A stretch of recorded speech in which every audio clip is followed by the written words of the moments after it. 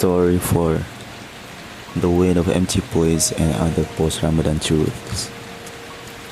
The morning of Idul Fitri arrived, wrapped in the scent of rye and banana, fritters, and the hollow echo of takbir from the distant mosques.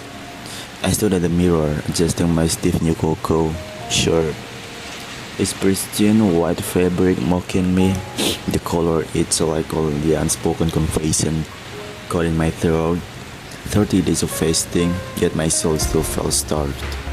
Outside, children laughed as they raced between housing sparkling new baju lebaran. Their joy felt like personal rebuke, while they celebrated the victory of Ramadan. I stood among the ruins of my own field of faith. The mistahajjud prayers replaced by TikTok scrolling, the Quran readings abandoned after single verses, the iftar meals gulped down without tasting a single blessing. The app that judges. My Quran application has taken to send and passive-aggressive notification. 47 days since your last reading. It chirps.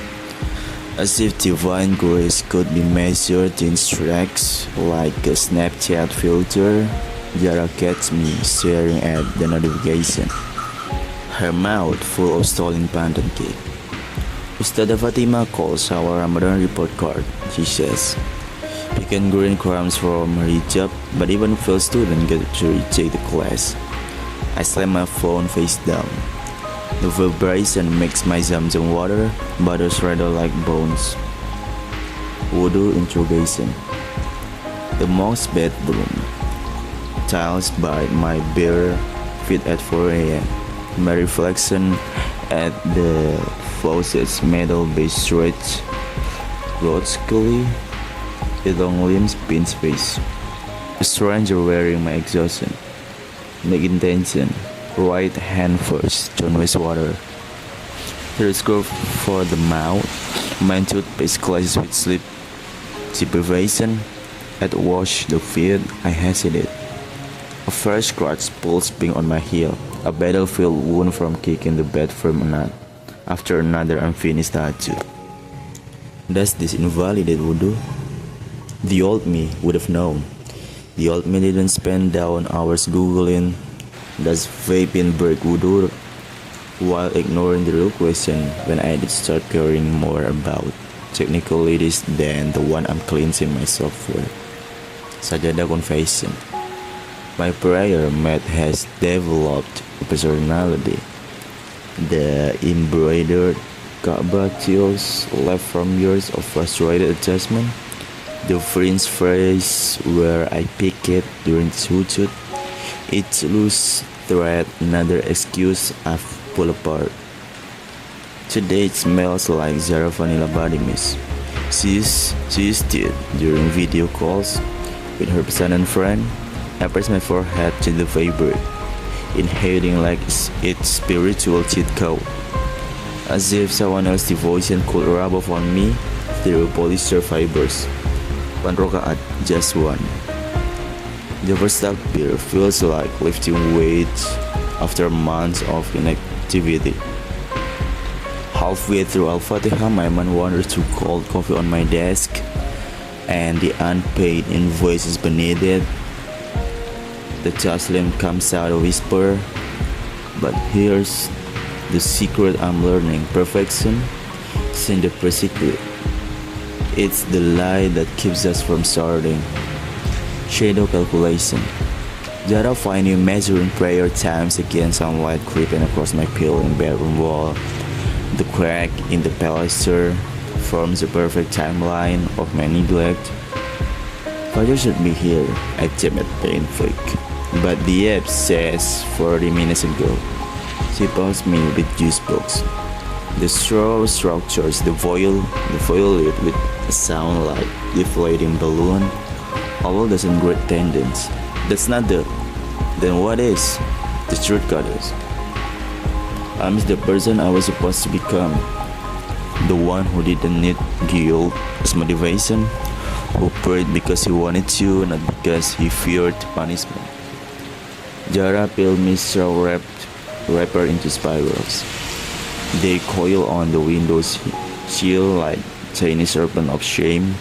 They say, Ramadan is mercy, but it shows how badly we need mercy. 3:17 a.m. truth. The neighborhood cats wail like sinners in hell.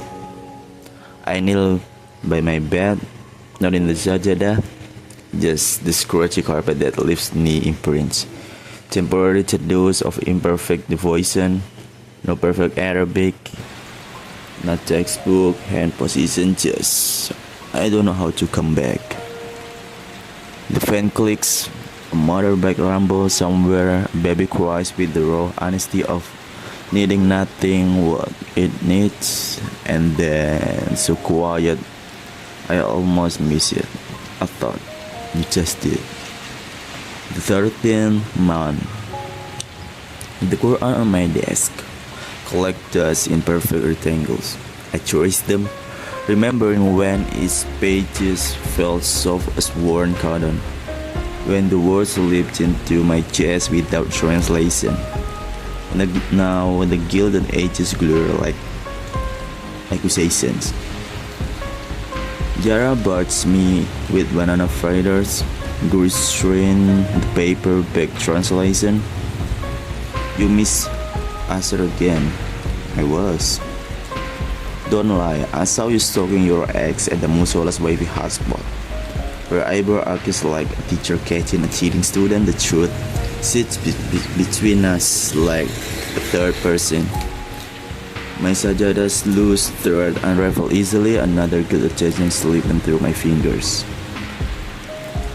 Ustadz Fahmi spider.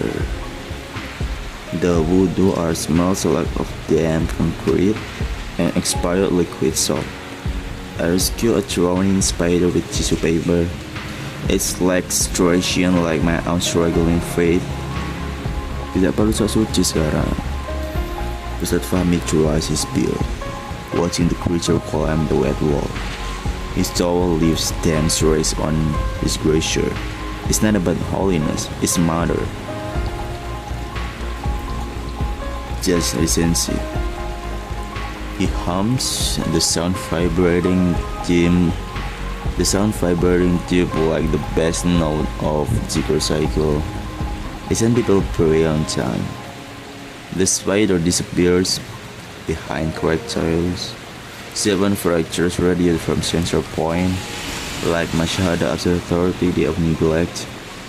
Still whole enough to hold me barely. Rooftop revelations. Midnight, find us on the roof, listening to generator hums and evergreen poses. And the moon hang low, a fingernail clipping on light in the smoke, too weak to illuminate much, but just enough to see by. Zahra's instant coffee has undissolved grip. It crunches between my teeth like unprocessed regret. We sit in silence until the tahajjud call begins, the loudspeakers crackling with feedback. Zahra's snore sounds like a dying robot. Something loosened in my chest. I laugh until coffee burns my nose. The first real life church since Ramadan, ugly and unfiltered and alive. The first time I've laughed during Adhan, not edit. The Mu'adhin reaches, Hayya alal falah, come to success. I don't go down to pray, but for the first time in a week, I don't hate myself for staying. First slide.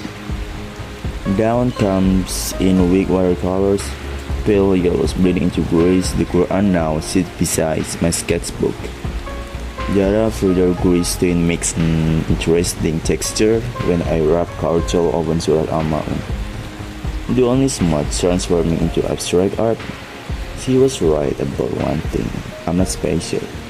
My failures are as ordinary as spiders rebuilding webs, as common as Ustadz Fahmi say, as predictable as her next Ramadan ritual. The miracle isn't in never failing. It's the unremarkable daily decision to rise.